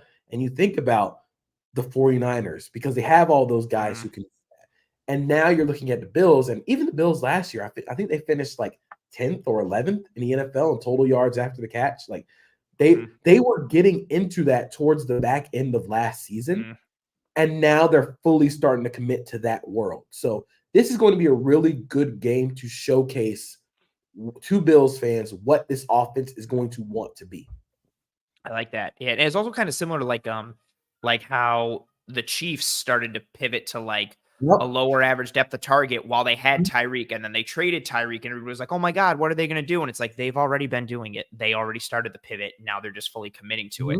And I think also like within that element comes the motion and the pieces that they can add. Like I think of things like a tight bunch, and Curtis Samuel is like the number 3 receiver, and you've been running the ball. Now all of a sudden you go play action, you send him on that slide route, and the second level committed a little bit too much. And as soon as Allen finishes the run fake, he just dumps it off to Curtis Samuel 1 yard behind the line. But Samuel's got all this space horizontally to work and maybe even get up the sideline and create some space. Or again, if you're starting to walk down those safeties, if you're a defense, cool. Now you're in those single high looks. Now the crossers become available. Now those play action shots where you can get Dalton Kincaid all the way across the field and you can hit that deep intermediate where, it basically turns into a 3-level concept on the backside. It's kind of like a sail concept that Josh Allen loves to throw and hit. There's all these ways that you can start to make things work because you're forcing teams out of those too high coverage structures and those too high shells. And that's a huge point. Like, I don't think I mentioned it enough with the run game aspect. Like, you can run the Bills. The reason the run game is so important this year is because of the mismatch creation element, like we talked about, but also just for the fact that like they can churn out easy yards, just makes things nice. But again, it forces defenses out of the thing that they're trying to do league wide now. Defenses are just like, no, we're just going to sit in two high coverage structures. We're going to limit explosives and we're going to put a cap. We're going to rally and tackle. You can't do that as much or at all if you're getting gouged for 6 yards a pop consistently, or if it's like, oh, we stopped it on this, so it's only like 2nd and 7. They ran it again for 13 yards, and now it's 1st and 10, and they're already at like the 40-yard line. Crap. Should we walk a safety down? Oh, no, it's 2nd and 2 again. Like, if you keep getting gouged, you have to change, and that's why the run game is becoming more in fashion in today's NFL, because defenses swung the pendulum in their favor. So offenses are like, oh, okay, you want to do A? Well, we're going to do this thing that makes you have to do B or do A less. And that's how we take the power back. And if you don't want to do A less, cool. Stay in your 2 high coverage structures. We're going to keep running the ball for 6 to 7 yards a carry, and we're going to gut you that way. And we're going to keep the ball away from your offense, and then good luck getting it back. Yeah, this is going to be a game where I think the tackling and the physicality of the Bills offense and Bills defense is going to have to be on display. I think this is going to be something where, this is going to be a game that you really get to see what this Bills offense is going to be and what they have. Yes. What I have called the Chiefsification. Yeah, you said it the last time you were when we did that episode. Yep. Of this offense. And instead of using the Chiefs' buzzsaw ability in the short yardage game and the run game, it's going to use some of that, but it's going to incorporate Josh Allen's legs a lot more. I think because you don't want to have your quarterback get hurt from carrying the ball 15 times a game. That's not what I'm saying. You're letting Josh Allen carry the ball 15, 20 times a game. That's not what I'm saying here, but you're going to see a lot more Josh Allen keeping on the zone reads. You're going to see a lot more designated QB runs. Also worth noting that last year, the Arizona Cardinals had the sixth most yards per carry given up on designed QB runs in the NFL last year at 6.1. So, you have the guy to do that. You have the break glass in case of emergency. But I think Ken Dorsey kind of used that as like, oh, if it's a big game, Josh Allen's running the ball. I think we're going to see a lot more of the Josh Allen run game this season because of how much the run game matters to keep this offense efficient and how it allows them to, okay, you can spin a safety down. You're going to have to spin a safety down because there's another run threat in the backfield, So now you're able to get teams out of too high because you have to have somebody keep eyes on Josh Allen. And it's not just somebody keep eyes on Josh Allen. You need somebody over 240 pounds to keep an eye on Josh Allen. You cannot send any. Normally I say you need somebody wearing a number in the 50s to tackle Josh Allen. But you can't say that anymore because everybody wearing number 7 or like single digits. So you need somebody over 240 pounds to try and tackle him. So now you pose this problem for the Cardinals who, again, they play light. They have to play light because they don't have the bodies up front in their front 7. So just hit them in the mouth. I would spend that first drive of the game, just hit them. Yeah. Like, duo, counter, throw the Josh Allen run game in there just to see how they react to it. And that'll set the course for the entire game. Yeah, I think the last time you were, when we had that episode where you talked about the Chiefsification, like you coined that, or like use that phrase, like Josh Allen is the +1 in the run game. And that's what he is consistently. And if you want to honor him, that's fine. Then you have one less body to defend like the non-Josh Allen run game. Or if you have to honor the real run game, then Josh Allen's going to keep it. And you got to figure out how to defend that. And the Bills ran so much more under Brady. Overall, I think like 11 more times per game than they did under Dorsey. And Allen was a bigger part of that, both in terms of scrambles and design runs. And yeah, I think people always talk about like, oh, Dorsey didn't want to run Allen. I think they were very much trying to like keep that in their pocket until they needed it. or like use it more later in the year just to keep him fresh. Like they were just waiting on it. They knew what they had, but they were waiting on it. Brady took over and was like, yo, we can't wait because of what our record is. And also, I'm trying to audition for a job right now. So I'm pushing every button I can. And one of those buttons is Josh Allen. And I think it's just more of a natural incorporation this year now. Again, like you said, because of the run game. And he's that natural +1. And his threat is already there. So you don't even need to run him 15 times a game. You can just run him 4. And that's already enough because the threat is already present because of what he can already do on the ground. And that just opens things up even further. Again, just another reason why this run game will matter so much and why the run is so important, from the non-Josh Allen run game to the Josh Allen run game. The play action, the boots, the condensed formations, the reduced formational width, the motion and everything that they're doing, and the shifts pre-snap, all of it to throw anything and everything you can at a defense, to make a defense have to account for anything and everything and have answers to a multitude of questions that they either don't want to answer or that they don't have answers for. And even if they do have answers, every week when you play the Bills, you have to have answers to like 11 or 12 questions. And that's a lot. Like that's a hard week of prep. And it's going to be on the Bills to deliver on those questions that teams have to answer. Because if they don't, again, like we talked about, like if they can't run the ball out of these looks, then teams will be like, yeah, we have to answer that question, but we only have to prepare like 5 minutes for it because their answer sucks. Like they don't have to worry about it as much. But if you can be a true dual threat offense with a natural pivot with the run and the pass, and then mix in Josh Allen to that run game, now all of a sudden you've got all these layers and all these levels that, again, start to throw a defense into a bind. And again, I think it's a similar part to the Cardinals offense, like we talked about with their 12-13, and then Kyler and what he is. It's, man, I'm happy football is back. And this game is just so fun. I really do think it's underrated in like the opening week landscape. Chiefs Ravens is obviously getting love. The Packers game being on a Friday, which I still forgot about. I forgot that there's NFL football on Thursday and Friday this week. It's so weird. Like I'm not used to it. And so I know that's dominating the landscape and a lot of other stories. But yeah, this Bills-Cardinals game I think is so fun schematically. And again, just being a microcosm and representation of what each of these teams can really be for this 2024 season. We legitimately could talk for like ever. And I was like, you know what? I think we can get in like an hour 10. I don't even know why I thought that or mentioned it pre-show. Like, I don't know why I even went down that road. I had stuff raised saying like with Josh Allen eliminating backside defenders because of his threat as a runner. Like, and that we weren't getting to hour 10. This is on the low end for us. That's actually fair. Yeah, that's fair. That's fair. Yeah, pushing like hour 45. Yeah, that's fair. But not even more, hour 47 as I'm looking at the timer right now. Yeah, I just love talking ball with you. Like you, and I said it I say it pretty much every time that you've been on the show. Like, and a bunch of people in the comments said it too. Like your knowledge of the game, the area that you gravitate towards is very much like what I like to consume as a person in this space, or even if I wasn't in this space, just as like a fan. Like I would be paying attention to your work even if I didn't have a podcast and didn't do this. The line I always use is mad corny and mad nerdy, but like I'm very much like the sword of Gryffindor. Like I only want to take in that which makes me stronger. And like you're one of those people. Like you know so much and you talk about it so well, and we vibe on the same wavelength with like wrestling and anime and a lot of other stuff. So you're one of my favorite people to have on the show. You crush it every time.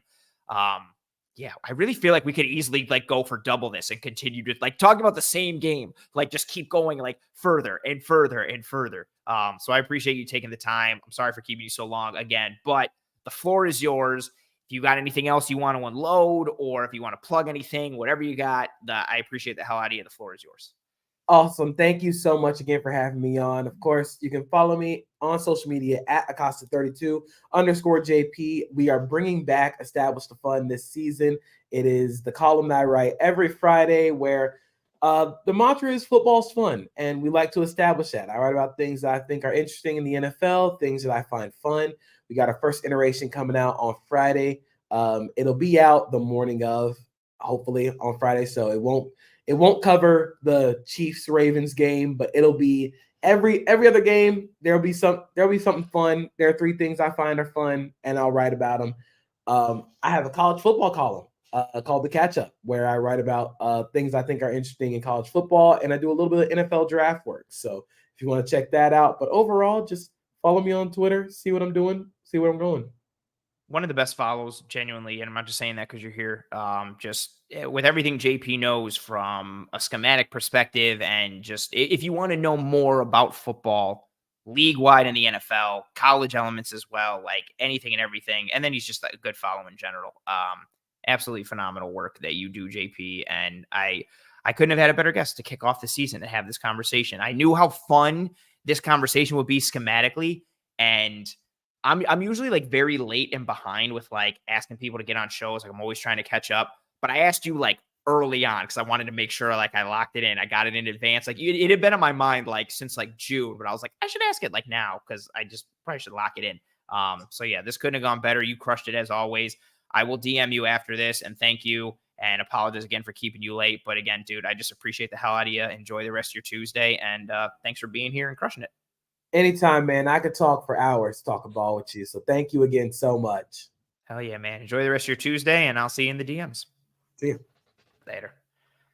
Man, he's phenomenal. I combine phenomenal and fantastic. I genuinely was like, okay, we can do like an hour 10, hour 15. My thought was kind of working that in.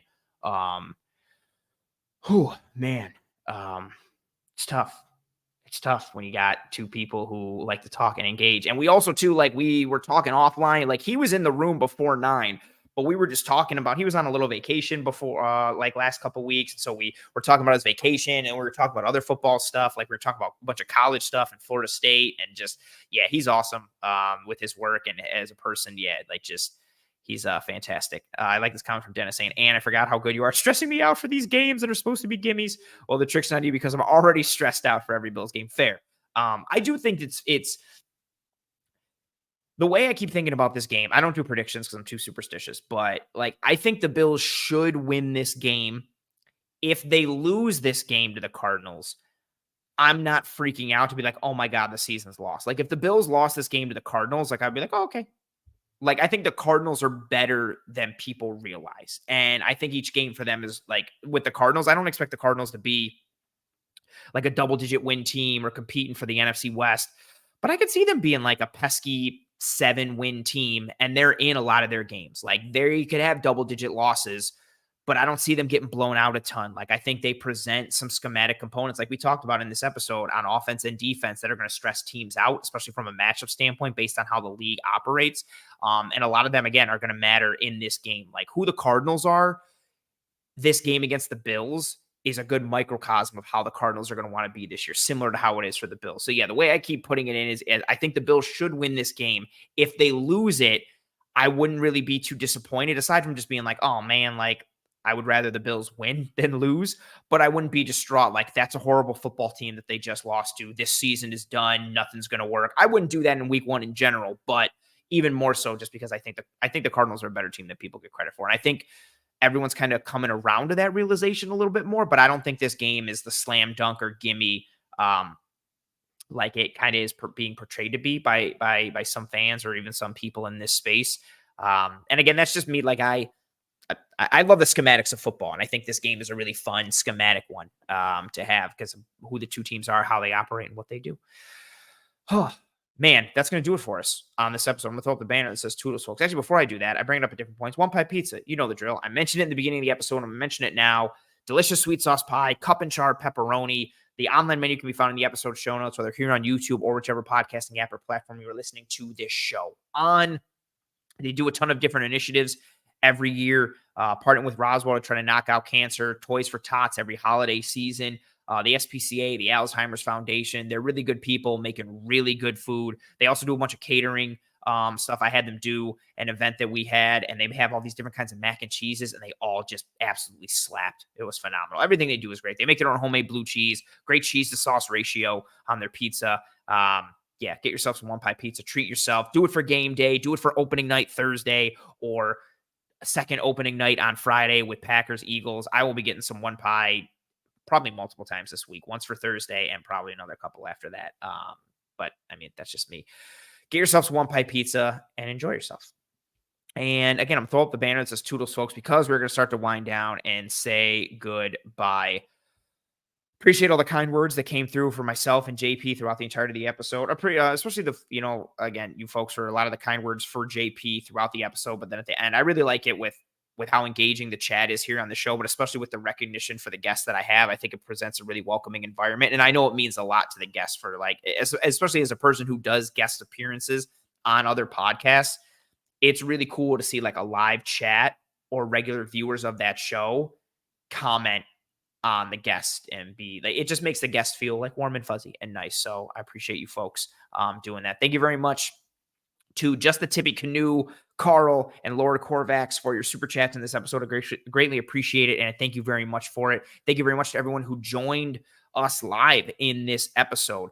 The engagement was awesome with each other, with myself, with JP, the back and forth and the conversation. I really appreciated it. If you're still watching live now, before you leave, please, please, please, and thank you, drop a like on this video. If you're watching this post live here on YouTube, that's fine. Still, please drop a like. Likes are the lifeblood of these streams. It's tremendously important and helpful for myself on the show, but also the entire Cover One team and channel in general. Here on YouTube, turn on notifications for the Disguise Coverage playlist. Subscribe to the Cover One channel as a whole. If you're listening to the show on podcasting apps or platforms, please rate and review and subscribe to Disguise Coverage, whether you're on Apple Podcasts, Spotify, Google, whatever you got, whatever form or fashion your support comes in, it's greatly appreciated by myself and the entire team. Thank you again very much to Mr. JP Acosta for joining me on this episode, this opening episode for the 2024 season of Disguise Coverage. Again, his Twitter handle at Acosta32_JP at ACOSTA32_JP. He's one of the best follows on Twitter. You will not be disappointed. Greatly appreciate you folks. Whoever watched live, watched later, listened later, again, whatever form or fashion your support comes in, I greatly appreciate it. Tell your family and friends and loved ones about how awesome this show is and why they need to watch it. If you thought the show was terrible, tell your enemies and try and ruin their day by making them watch this show. I hope you and your family and friends and loved ones are all doing well and staying safe. Be kind to one another. Take care of one another. If you're going to the game this weekend, have fun, be safe, watch out for yourself. I will see you tomorrow for another edition of the Cover One Film Room, or I'll see you next Tuesday, 9 p.m. Eastern, for another edition of Disguise Coverage. But until then, whenever I see you, again, hope you and your family and friends and loved ones are doing well and staying safe. Be kind to one another. Take care of one another. Godspeed. And as always, go Bills.